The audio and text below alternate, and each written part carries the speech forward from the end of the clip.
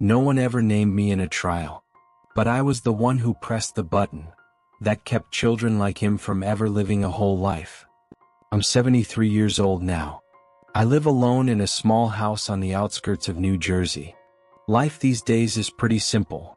Morning coffee, a bit of reading, watching the news at night, then going to bed early. I don't see many people. Most of my friends from back then are gone. I guess I'm just waiting my turn now. But at least I thought I had lived a decent life. Until that night. I was flipping through the local TV channels looking for an old ball game to kill time. Then I paused on a news feature. The screen read, "The Aftermath of Agent Orange, 50 years after the Vietnam War." I almost skipped it. I thought I didn't want to remember anything anymore. But then, one image made my hand freeze. A child. No arms, no legs. Cloudy eyes, pale like two frozen marbles. Wrinkled skin, purplish lips, a face that looked like it wasn't sure if it was smiling or in pain. He was lying on a thin bamboo mat in a crooked tin roof shack. I couldn't breathe. I didn't know why, but it felt like someone had grabbed my throat. I sat there, the remote in my hand, unable to press the button. Then came a voiceover translated into English. "I've never had a name. My parents died when I was 3 months old. All I know is I'm a victim of something called Agent Orange." Agent Orange. That name, I'd heard it hundreds of times in hundreds of mission briefings. Back then, to me, it was just a chemical, something to strip the leaves to destroy the enemy's cover. Not a weapon. Not something that would turn into hell on earth for generations. I leaned back into my chair. The room suddenly felt smaller. The TV kept playing, but my mind drifted back to the skies over Vietnam. To the jungles that vanished under the white trails I left behind my plane. I thought I had forgotten. I thought I had survived. But it turns out I was just running from a truth that never made it into any report. No one ever named me in a trial. But I was the one who pressed the button that kept children like him from ever living a whole life. My name is Walter James Anderson. People call me Walt. I was born in 1952 in a small town in Georgia. Our family lived in a wooden house next to a cornfield, where summer afternoons stretched long and hot, and I'd lie under the old oak tree, listening to wind chimes and the roar of military planes overhead.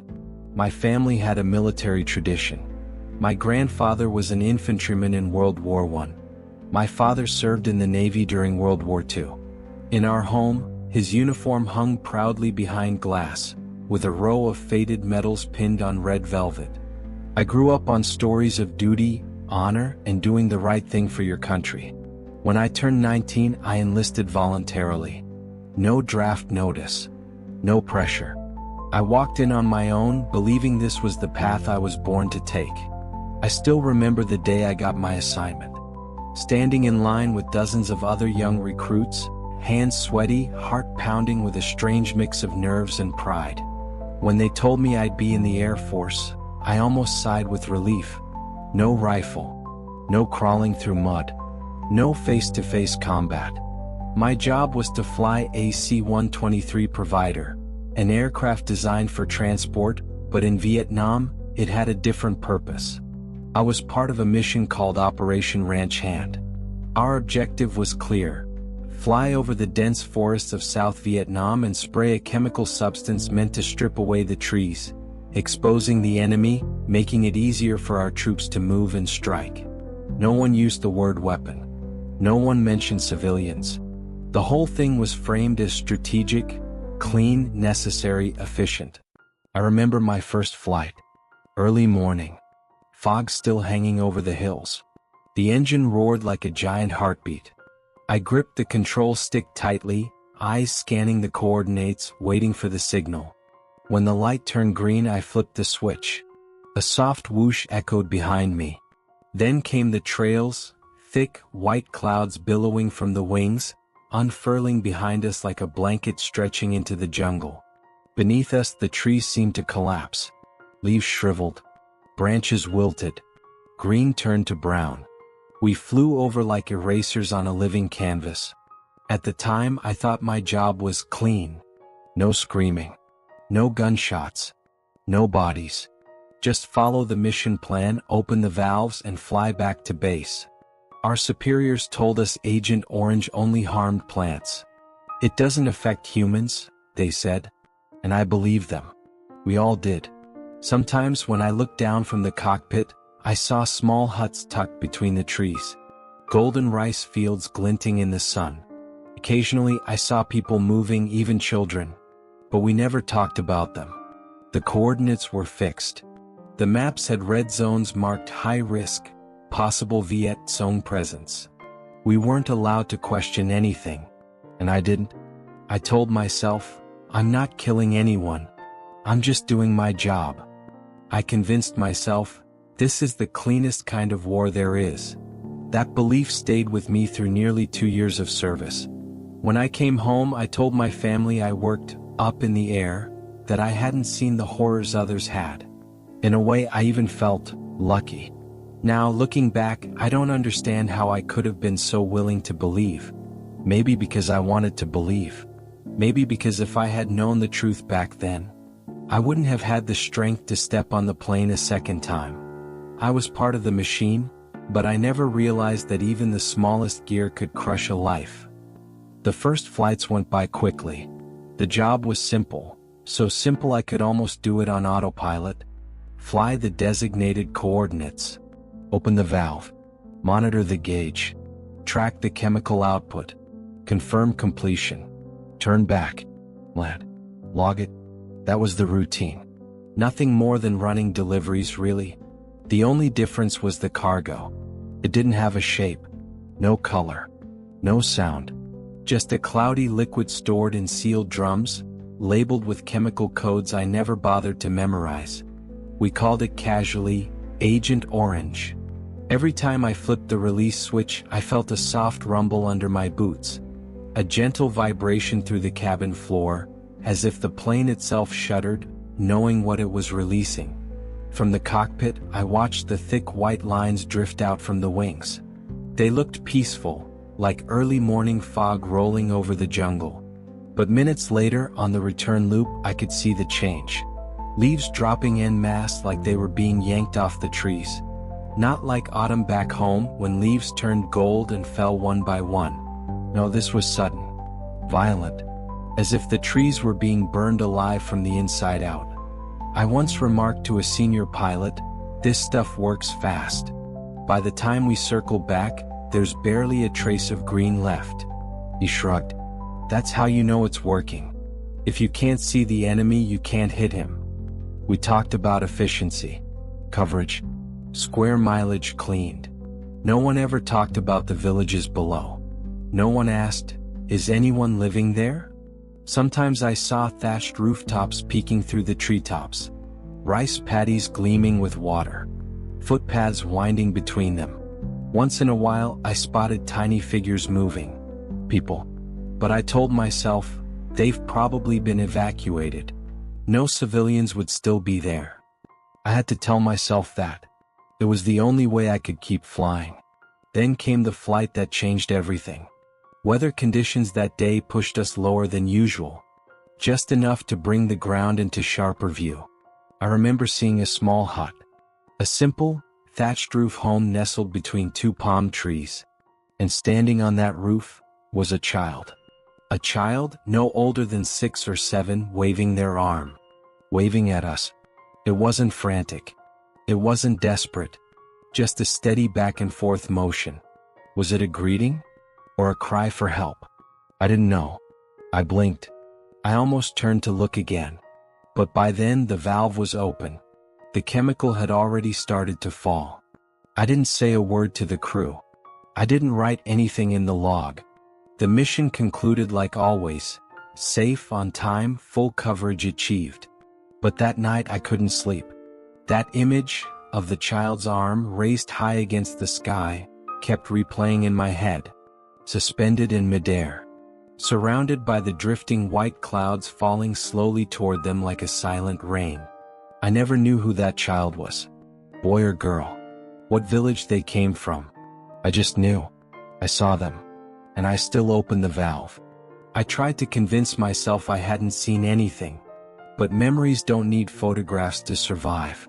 They only need a moment sharp enough to cut through your heart.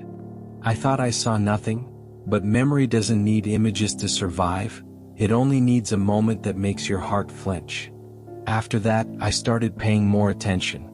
I looked down, not to check coordinates but to see. And once I started seeing, I couldn't unsee. There were people. There were villages. Hidden within the jungle. Children running barefoot in open courtyards. Women carrying buckets from wells. Men squatting beside smoking fires. And we flew over them. Again. And again. No one ever asked us to think about it. Orders were orders. That's what they drilled into us from day one. So I kept quiet. Each mission after that, I focused harder on the instruments, altitude, pressure gauges, valve timers, anything to keep me from thinking about what was really happening beneath us. I told myself, if I don't look too closely, maybe I can still believe I'm a good man. But there's something I didn't expect. Even if you don't speak of them, don't write them down, don't tell a soul, some flights never leave you. There's no report that lists the child on that roof. No document that says what I saw or what I felt. But I remember. And I began to understand something. Some missions will never be in the official records. But they leave the deepest marks. No gunfire. No blood. No screaming. Just silence. And a chemical that drifted down like a slow, invisible kind of sin. I left Vietnam in late 1973. The final flight touched down at a base in California on a rainy afternoon. I stood on the tarmac with my duffel bag on my back, listening to boots striking concrete and realizing I'd stepped out of the war, but the war hadn't stepped out of me. There were no flags. No crowds waiting. I came home in silence. The same silence I'd lived with for the past 2 years. Quiet, efficient, leaving no trace. After my discharge, I enrolled in technical school and became an electrical engineer. A steady job, nothing fancy but enough to live on. Later I got married. Had 2 kids, a boy and a girl. From the outside life was fine. Everything was on track. No one asked what I'd done in Vietnam. And I never told. Not because I was hiding anything, but because I didn't think I had anything to tell. I hadn't killed anyone. I hadn't been wounded. I hadn't seen anyone die. I'd flown. Flipped switches. Done my part. That's what I told myself. Then one day when I was nearing 40, I went to the store to pick up some things for the backyard. Fertilizer, gloves, a bottle of weed killer.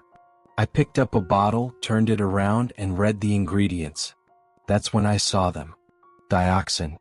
2,4,5-T. The same chemical composition as Agent Orange. My hand froze. My vision blurred. My heart pounded up into my throat. I put the bottle down and walked out of the store without buying anything. That whole afternoon I sat on the bench behind my house, hands trembling. I started thinking about the child on the roof. About the leaves falling like ash. About the silent villages underneath the chemical trails. That night I had a dream. For the first time in years, I dreamed I was flying again. But this time the sky was empty. No clouds. No sun. Just a thick, heavy rain, dripping not from the wings but from my own arms. And in my palms was a child. Looking up at me. No eyes. Wrinkled skin. Not moving. The liquid from my hands flowed into the child's skull, running down the cabin floor. I woke up gasping, heart racing, shirt soaked in sweat. The dreams didn't stop. They weren't nightmares, not in the classic sense. No screaming. No explosions. Just a quiet fog that seeped into the corners of sleep, into every pause during the day. I began avoiding anything related to chemicals. I gave up gardening. I wouldn't touch pesticides. Even reading strange words on a label made my chest tighten. I kept working. I came home every night. But I wasn't myself anymore. I grew quieter. More withdrawn. My wife once asked me, "Did something happen to you in the war?" I shook my head. But inside I answered, "I wasn't wounded. I just left part of my conscience behind in the jungles of Vietnam." Years passed. I became a grandfather.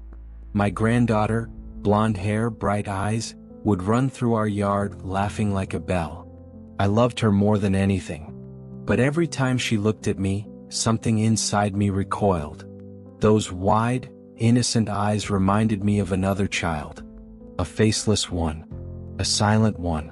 I wondered, if that child hadn't been sprayed, would they have lived? Would they be running in a yard somewhere? Would they have someone to call Grandpa? I was never put on trial. No one ever accused me of war crimes.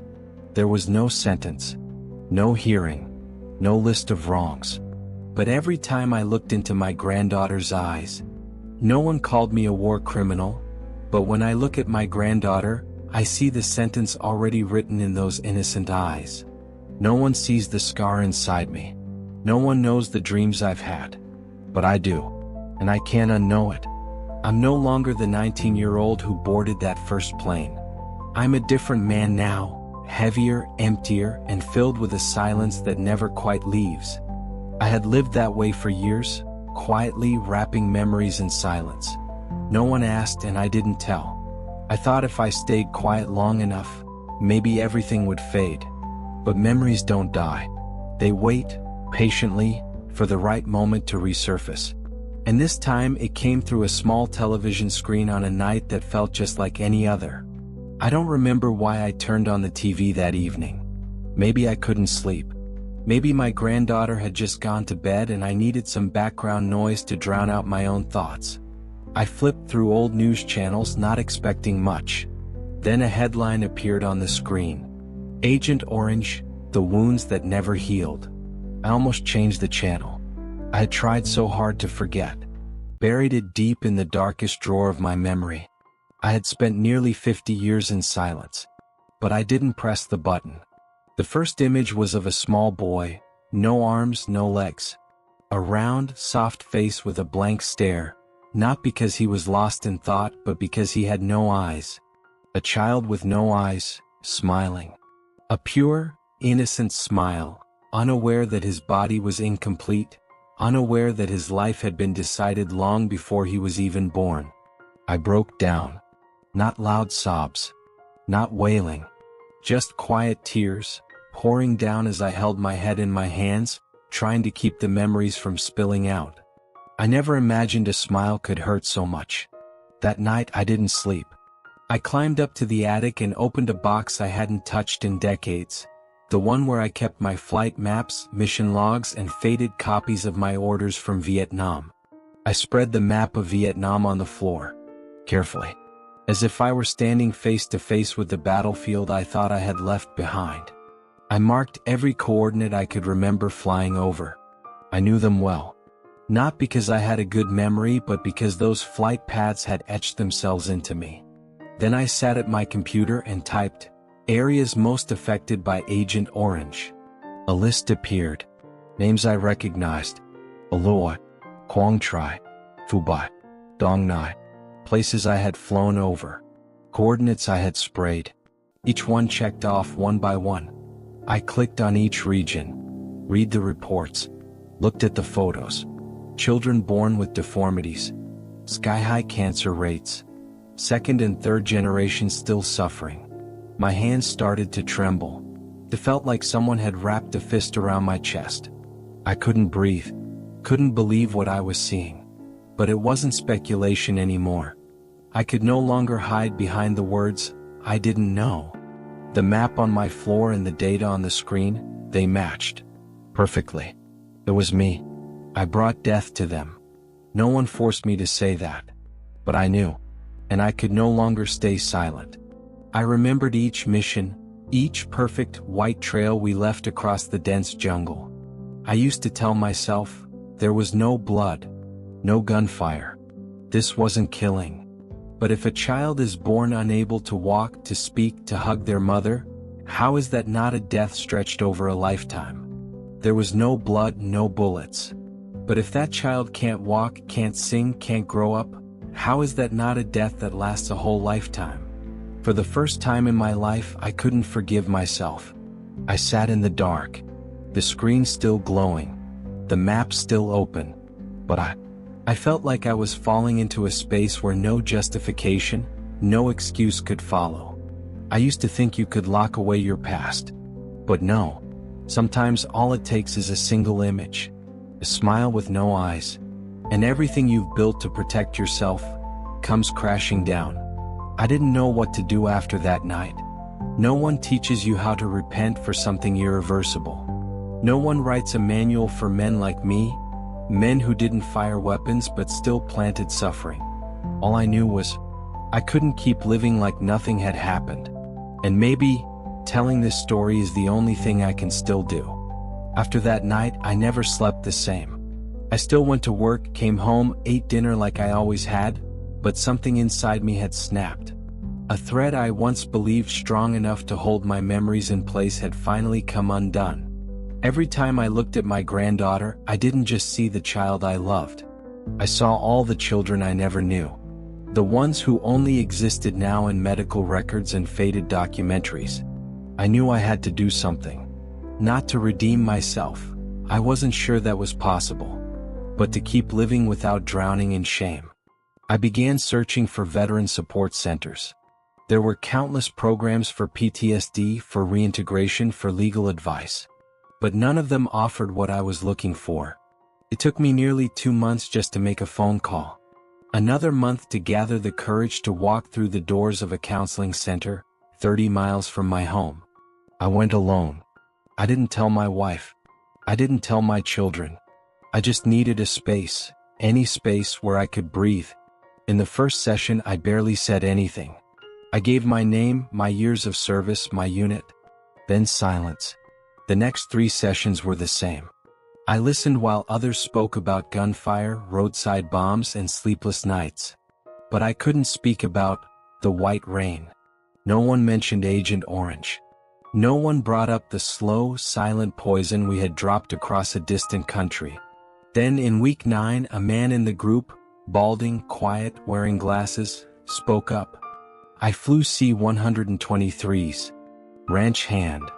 I looked up, and for the first time in decades, I saw that same weight in someone else's eyes. Silence.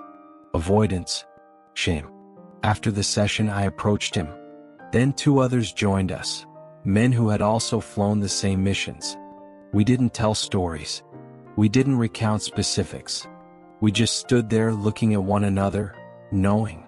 By week 12, a therapist came in to speak about combat trauma. I wasn't paying much attention until she said something that pierced the entire room. Not all wounds are PTSD. Some injuries don't come from what was done to you but from what you did, or failed to stop, that made you stop seeing yourself as a good person. That's called moral injury. I froze. Moral injury. I'd never heard the phrase before. But the moment it left her mouth, I knew this was what I had been carrying all along. Not trauma from fear. Not nightmares of being hunted or attacked. But guilt. The kind of guilt that festers in silence, because you saw something wrong and you did nothing. I don't regret serving. I only regret staying silent when I knew something wasn't right. From then on, I started writing. Not to publish. Not for sympathy. Just to remember, and to stop running. I wrote about how my hand would sometimes tremble before releasing the spray. I wrote about how the jungle turned brown before we even circled back. I wrote about the child waving from a roof. I wrote about the dream, where that milky liquid poured from my arms onto a child's skull. Every word I put down felt like a cut. But each line also felt like a stitch, like I was mending a tear in my soul, word by word. No one in the group judged me. They just listened. Sometimes one would nod silently, as if to say, "You're not the only one." And I realized something. Healing doesn't come from being forgiven. It comes from being honest. From facing yourself in the mirror, and not looking away. Every afternoon after therapy, I'd sit in my car for a while before driving home. I didn't turn on the engine. Didn't make any calls. I just sat there, staring through the windshield, watching the last light of day stretch across a quiet leaf-covered road. I thought about the things I had said, the memories I had dug up, the words I had finally dared to write down. Not to find answers, but to learn how to live with them, to accept that I couldn't undo what I'd done, that I couldn't save the children who were never named, that I could never go back to being the innocent man I once believed I was. I still remember the final group session before I decided to share my story with the world. One of the men, quiet, barely said 10 words in 3 months, turned to me and said, "If you've got the guts to speak it, maybe someone out there will have the heart to hear it." I didn't know if I had guts, but I knew that silence, any longer, would be its own kind of betrayal. And I couldn't betray those children again. I'm not speaking out to be forgiven. I'm speaking because I don't want those children, the ones with no eyes, no arms, no futures, to be forgotten one more time. I used to think war was a big word, reserved for bombs, bullets, and battlefield heroes. But for me, war was white clouds trailing behind my propellers. The soft click of a valve in the cockpit. Red dots on a map with no faces, no names underneath them. I used to think killing was something that happened face to face. I didn't shoot. I didn't see blood. I didn't hear screams. But I've come to understand, harm doesn't require a witness. And guilt doesn't wait for a courtroom. We didn't kill with guns, but we stole the chance at a full life from millions. I'm not saying this for sympathy. Not for someone to pat my back and say, "You didn't know," or "You were just following orders." I'm saying this because deep down I did know. I saw the rooftops. I saw the rice paddies. I saw movement, people, children. And I stayed silent. What hurts me isn't the war. It's what came after, the years I lived a normal life, while others never got the chance. Some nights I sit by my granddaughter's bed watching her sleep. And I wonder, if I hadn't come home, would she have ever been born? And if those children in Vietnam hadn't been sprayed with chemicals, would they now be parents? Would they have lives of their own? No one can answer that. But what I can do is remember them. Speak their names, even if I never knew them. No longer a pilot. No longer a veteran. Not even a storyteller. Just an old man, saying the thing he should have said 50 years ago. I'm not telling this to be forgiven. I'm telling it so those children won't stay silent in history.